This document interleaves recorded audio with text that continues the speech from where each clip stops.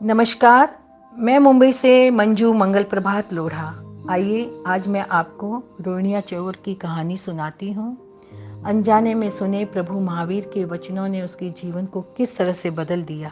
आइए देखते हैं। किसी साधु का उपदेश कभी मत सुनना, उनके शब्दों को अपने कानों में कभी पढ़ने मत देना। ये अंतिम शिक्षा है बेटा, इसे मत भूलना। लोहसूर ने अपने पुत्र रोहिणी से मरते समय ये कहा। राजगृह के पास व्यवहारगिरी में एक डाकू रहता था। डाका डालना उसका व्यवसाय था। नगर के लोग उसके भय से कांपते थे। उसका नाम था लोहसूर। उसका पुत्र था रोहिणी। वह भी एक कुख्यात डाकू बन गया था, पिता से हर बात में 2 कदम आगे। मरते समय पिता ने उसे उपयुक्त ये शिक्षा दी। रोहिणिया ने उसे गांठ बांध लिया। एक बार वह राजगृह की ओर जा रहा था। मार्ग में भगवान महावीर उपदेश दे रहे थे। उसने अपने दोनों कानों में उंगली डाल दी, क्योंकि वह प्रभु महावीर के वचनों को नहीं सुनना चाहता था। पर भगवान के समवसरण के ठीक सामने उसके पैरों में कांटा लग जाता है और कांटा निकालने के लिए वह नीचे झुकता है और एक उंगली जब कान से निकालता है तो भगवान के मुख से निकले ये शब्द उसके कानों में पड़ जाते हैं कि देवों के पैर पृथ्वी को नहीं छूते, उनकी पलकें नहीं झपकती, पुष्प मालाएं नहीं मुरझाती, शरीर पर पसीना नहीं आता। रोहिणिया उसे नहीं सुनना चाहता था, किंतु ये शब्द तो उसके कानों में पड़ ही गए। और राजगृह में प्रतिदिन चोरियां होने लगी और लोग भय से कांपने लगे। तब राजा श्रेणिक ने अपने मंत्री अभय कुमार से चोर को पकड़ने की जिम्मेदारी दी।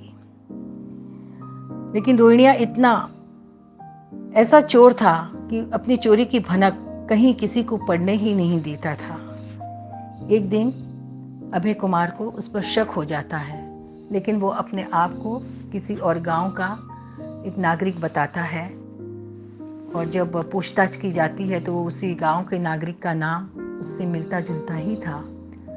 तब अभय कुमार बहुत ही बुद्धिशाली थे।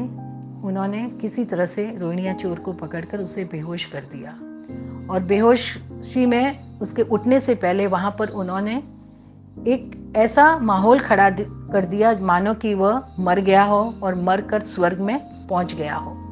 और जब रोहिणिया चोर की आंख खुलती है तो चारों तरफ देखता है कि सब अप्सराएं हैं, सुंदर माहौल है, स्वर्ग में पहुंच गया हूं मैं, वो मन ही मन सोचता है। और जब एक प्रतिहारी उससे आकर कहता है कि देखो तुम तो स्वर्ग आ गए हो, यहाँ स्वर्ग में आने से पहले अपने पिछले जन्म का सारा लेखा जोखा बताना पड़ता है। तो तुमने भी पिछले जन्म में क्या अच्छे कार्य किए हैं, क्या बुरे कार्य किए हैं, हम सबको बता दो। रोहिणिया चोर सोचने लगा कि हाँ, ऐसा स्वर्ग का आनंद छोड़कर मैं कहीं नहीं जाना चाहता हूँ, मैं यहीं रहना चाहता हूँ। चलो मैं अपने पिछले जीवन की सारी बातें बता देता हूँ। उसे लगता है कि वाकई में वो मरकर स्वर्ग में पहुँच गया है। और जैसे ही वो कहने जाने लगता है, अचानक उसे भगवान की बातें याद आ जाती हैं और वो देखता है कि यहाँ तो सभी के पैर जमीन पर हैं। जो अप्सराएं सामने नृत्य कर रही हैं उनको पसीना भी हो रहा है, उनके गले में जो मालाएं हैं वो मुरझा भी रही हैं। तब वो समझ जाता है कि नहीं, ये मुझे पकड़ने के लिए सारा स्वांग धरा गया है। और तब वो बोल देता है कि नहीं, मैंने तो पिछले जन्म में बहुत अच्छे अच्छे कार्य किए हैं, मैं तो कभी भी मैंने कोई बुरा कार्य नहीं किया, मैं तो स्वर्ग का अधिकारी हूँ, आप मुझे स्वर्ग में ले जाइए। तब उसे छोड़ दिया जाता है और छूटने के पश्चात वो मन ही मन सोचने लगता है कि भगवान के कुछ वचनों ने मेरे जीवन को बचा लिया, मुझे कारावास में जाने से बचा लिया। और वो सीधा भगवान के पास उनके समवसरण में पहुंचता है और भगवान से कहता है कि मेरी ये गलतियां हुई हैं और मैं आपके पास दीक्षा लेना चाहता हूँ, आपके वचनों ने मुझे बचा लिया। राजा श्रेणिक भी वहीं होते हैं, वो उसके सारे अपराधों को क्षमा कर देते हैं। रोहिणिया चोर दीक्षा ले लेता है उसकी आत्मा पवित्र हो जाती है।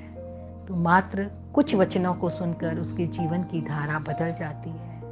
ये हम भी अपने जीवन में प्रभु के वचनों को उतारें और अपने जीवन को एक नई दिशा दें। अपने आप को आत्ममंथन करें, आत्म अवलोकन करें कि हम किस दिशा में जा रहे हैं। भौतिकता से ऊपर उठकर हम प्रभु के मार्ग पर चलने की कोशिश करें। हमारी आत्मा भी उत्थान की तरफ चलने लगेगी। जय जिनेंद्र। नमस्कार।